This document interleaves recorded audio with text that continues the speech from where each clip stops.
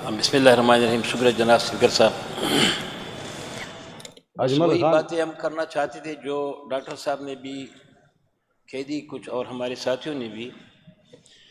اصل میں ہماری پارٹی پاکستان تحریک انصاف کا واحد جو لیڈر ہے، جو بانی بھی ہے اس پارٹی کا، تو اس وقت وہ زندہ ہے، حیات ہے، جیل میں ہے.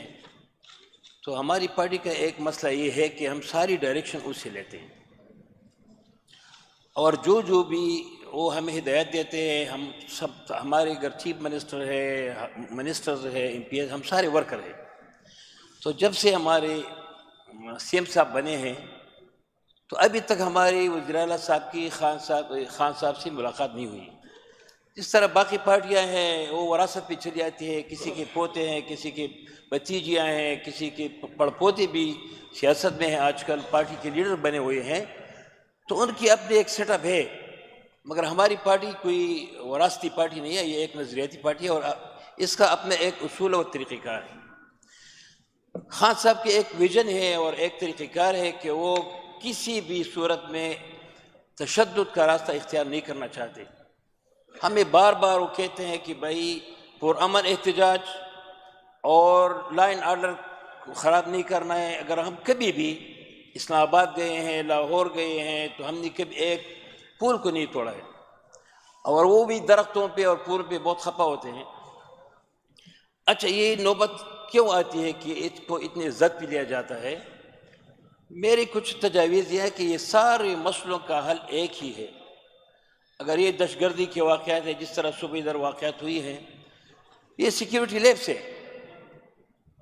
جو خودکش تھا، جو آیا تھا، میرے خیال میں یہ اس صوبے کا یا اس ملک کا شہری نہیں تھا، کہیں دوسرے سے آیا ہوگا. اس نے میرے خیال میں 4-5 دن ادھر گزارے ہوں گے، سینکڑوں میل اور ادھر سفر کیا ہوا ہوگا.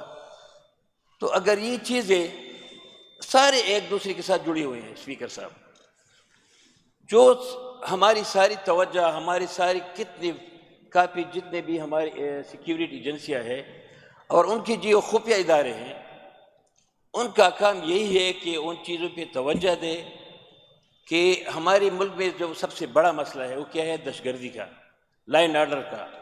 تو اس پہ وہ ان کا ڈومین بھی ہوئی ہے کہ وہ انٹیلیجنس اسپیشل برانچ ہو، آئی ایس آئی ہو، آئی بی ہو، ایم آئی ہو، اور آج کل انہوں نے ایک نیا نام ان کو لگا ہے آئی ڈبلیو کا. جو آئی ڈبلیو ہے میرے خیال میں وہ صرف سیاست پہ کام کرتے ہیں، اور آئی ایس آئی کا ونگ ہے، اور انہوں نے بھی اپنا کام چھوڑا ہوا ہے. اچھا جی، ہماری سارے الیکشن کا آپ کو پتہ ہے کہ جس طرح 2024 کے الیکشن میں ہمارے ساتھ ہوا تھا، ادھر بھی ہمارے کچھ بھائی بیٹے ہیں ان کی مہربانی سے. اور کل کا جو الیکشن تھا ہری پور میں، میں خود وہاں حاضر تھا، کیونکہ میرے ادھر کچھ دوست تھے، ہم گئے تھے. میرا کوئی خاص ووٹ، وہ ذاتی ووٹ تو نہیں تھا، پورا دن میں نے وہاں پہ گزارا ہے.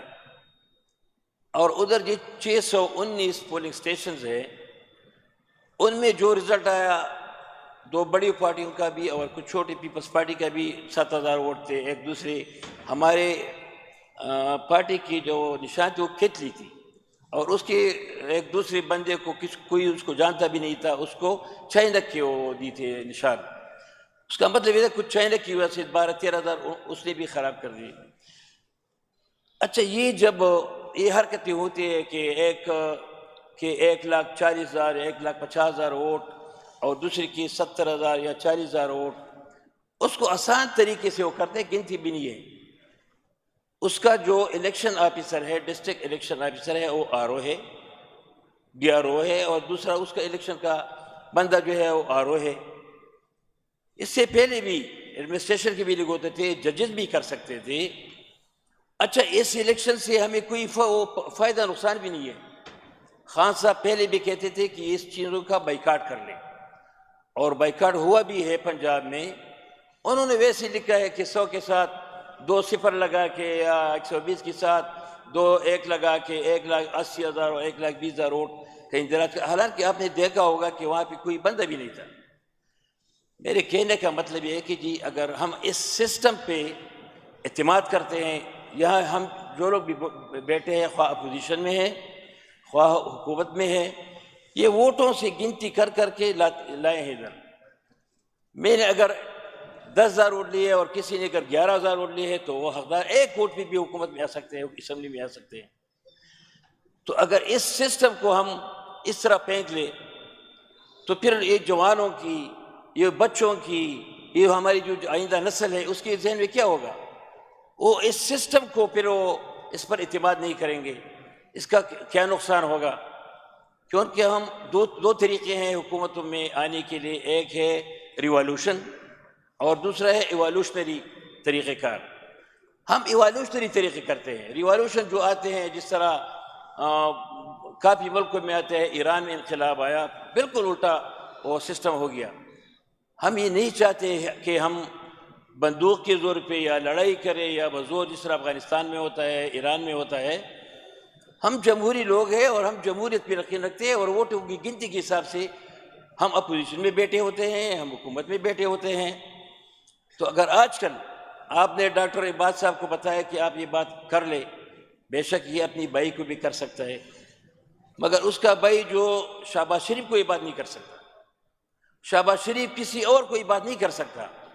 وہ خود زبردستی سے بیٹھا ہوا ہے, حالانکہ وہ بندہ بیمار بھی ہے, وہ چاہتا بھی نہیں کہ میں ادھر یہ کرسی سنبھالوں. مگر آج کل جو ملک میں جو ادارے اس حکومت پہ قابض ہے, تو یہ ماشاء اللہ سے بھی بہت بدتر ہے. ماشاء اللہ میں بھی لوگ جلسے بھی کرتے تھے. میں خود جولق کے ماشاء اللہ کے دوران ڈسٹرکٹ کونسل کا ممبر تھا 3 دفعہ. اس میں بہت سی آزادی تھی, لوکل گورنمنٹ سسٹم تھا, لوگوں کی آواز پہنچتی تھی, ڈسٹرکٹ چیئرمین تھے کافی. پھر مشرف نے جو ڈسٹرکٹ نظام بنایا, ڈسٹرکٹ ناظم بنائے, ان کی بھی کے ساتھ کافی اختیارات تھے. آج ہم ایک جمہوری ملک کہنے کے باوجود, پارلیمانی جمہوریت پر رکھتے ہوئے, ہم اب بھی چند جرنیلوں کے حکم کے پابند ہوتے ہیں.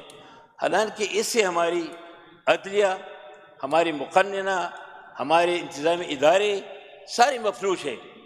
کیونکہ وہ بیچارے کہتے کہ ہم کس لیے کام کریں. اگر ادھر ہمارے سوات میں جس طرح آپریشن ہوا تھا 2007, 8, 9, 10 میں آپ کو یہ ثبوت کے ساتھ بتا سکتا ہوں کہ ہماری پولیس نے نیوی کے لیے منگورا میں ایک خودکش کو پکڑا تھا, کیونکہ اس کو اطلاع تھی کہ یہ منگورا کے تانے پہ ہم حملہ کرے گا. ہمارے ادھر جو GOC تھے اس کو ٹیلی فون پہ اس کو کہہ دیا پولیس کو, بھائی اس کو میرے حوالے کر دے, اور اس کو ہیلی کاپٹر میں بیچ کے اسلام آباد میں بھیج دیا. 1 مہینے بعد وہی بندہ آ گیا اور اس نے منگورا تانا پہ حملہ کر کے خودکش. ان چیزوں پہ پھر ہمارے ادارے جو بیچارے 1,50,000 کی نوکری کے لیے وہ اپنی ڈیوٹی کرتے ہیں. میرے کہنے کا سارا مطلب یہ ہے کہ جس طرح ہمارے کنڈی صاحب بیٹھے ہیں, ہمارے ڈاکٹر صاحب بیٹھے ہیں, یہ اپنی اپنی پارٹیوں کی ادھر نمائندگی بھی کرتے ہیں. ہم چاہتے ہیں کہ اس جمہوری سسٹم کو تھوڑا تقویت دے دیں. اگر اسی طرح کی چیزیں ہو جاتی ہیں تو پھر کیا کریں گے؟ ہمارے ادھر بیٹھنے کا کیا فائدہ؟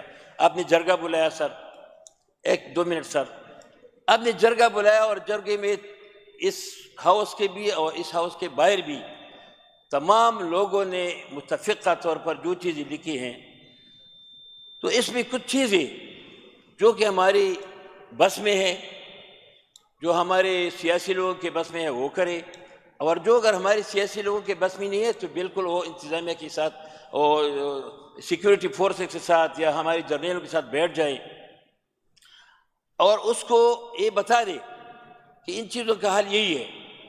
ساری چیزیں ہیں ہماری, مگر سب سے اہم مسئلہ ہمارا ہے سیکیورٹی جو ہم حالات ہے. اچھا جی, ہم ایک یہ بھی میں ابھی سے آپ کو واضح کر دیتا ہوں کہ ہندوستان ہمارا ہمسایہ ملک ہے اور افغانستان بھی ہمارا ہمسایہ ملک ہے. یہ افغانستان ہمارے پختون بھی ہے, مسلمان بھی ہے اور ہمسائے بھی ہیں, اور یہ قیامت تک ہمارے ساتھ ہمسائے رہیں گے. ان کے ساتھ جو بھی کرنا ہے مگر ہمیں گفت و شنید سے اور باتوں سے اور جرگوں سے یہ چیزیں کرنی چاہیے. اس سے پہلے بھی جرگے ہوئے تھے, مگر اس میں اگر خیبر پختونخوا کے لوگ شامل نہ ہوں, یہاں کی سیاسی قیادت شامل نہ ہو, تو کس طرح ہو سکتا ہے؟ ہمارے ڈاکٹر صاحب کہہ رہے ہیں کہ آپ بھی گزارا کریں، مرکز کے ساتھ آپ بیٹھ جائیں۔ جی ہماری سہیل افریدی صاحب ہمارا ایک وزیر اعلیٰ بھی ہے اور ایک سیاسی ورکر ہے، وہ کس طرح بیٹھ سکتا ہے کہ ہم ادھر کیا کیا بات کریں، کیونکہ ان کا لیڈر جیل میں ہے۔ ہم یہ نہیں کہتے اس کو فوراً نکالیں، اگر خان صاحب نکلنا چاہتے ہیں تو وہ 5 منٹ میں نکل سکتا ہے، مگر وہ سرنڈر کرے گا، وہ سرنڈر کرتا نہیں ہے، وہ اس سسٹم کے خلاف ہے جو کچھ ہو رہا ہے۔ تو اگر سہیل صاحب، ہماری وزیر اعلیٰ صاحب اپنے قائد عمران خان صاحب کے ساتھ ملنا چاہتے ہیں تو اس میں کیا برائی ہے؟ وہ ان سے وہی گائیڈ لیں گے کہ جی میرے صوبے میں کیا کریں گے، لا اینڈ آرڈر کے حوالے سے، فائنانس کے حوالے سے، ترقیاتی کاموں کے حوالے سے، مرکز کے حوالے سے، NFC کے حوالے سے، جتنی بھی ہمارے مسائل ہیں۔ تو خان صاحب کی مشورے کے بغیر کچھ نہیں کر سکتا۔ اگر یہ لوگ خواہ اس صوبے کے ساتھ مخلص ہے تو خدا را یہ صوبہ بھی اس ملک کا حصہ ہے۔ اور میں تو کہتا ہوں کہ جو بھی پختون پاکستان کو نہیں مانتے وہ پختون بھی نہیں ہے اور پاکستانی بھی نہیں ہے، مگر اگر کوئی پاکستانی اس صوبے خیبر پختونخوا کے لوگوں کو پاکستان کا حصہ نہیں سمجھتے، وہ اس ملک کے غدار ہے، خواہ مرکز میں ہے، خواہ جہاں بھی ہے، خواہ سندھ کے ہیں، پنجاب کے ہیں۔ تو خدا را میری بات، اگر ڈاکٹر عباد صاحب تو چلے گئے ہیں، کنڈی صاحب بیٹھے ہیں، تو میں چاہتا ہوں کہ یہ چیزیں آپ اپنے ان کو بتا دیں۔ اچھا جی، کل کے الیکشن میں یہ آسان سی بات ہے، اس کے لیے ایک صوبائی اسمبلی کی پارلیمانی کمیٹی یا اسپیشل کمیٹی بنا دے۔ 619 ادھر پولنگ اسٹیشن تھے، اس کے RO اور DRO بے شک الیکشن کمیشن کے تھے، وہ بیچارے گھبرائے ہوئے تھے، وہ نہیں کر سکتے تھے۔ ان کے جو پریزائڈنگ آفیسرز ہے جس کے ساتھ فارم 45 ہوتا ہے، اس کو کلیکٹ کرے اور انشاءاللہ میں اسمبلی میں بھی تمام ثبوتوں کے ساتھ سٹیمپ لگا کے، پورے سٹیمپ کے ساتھ میں ادھر پیش کروں گا۔ تو خدا را ان چیزوں کو آپ اس طرح کر لیں کہ ایک اگر غلط بندے کو سزا ہو جائے تو شاید انشاءاللہ کوئی دوسرا بندہ ہی نہیں کر سکے گا۔ جناب اسپیکر صاحب، میری یہ گزارش ہے کہ اپوزیشن سے خاص کر کہ اس ملک پہ رحم کرے، اس لوگوں پہ رحم کرے۔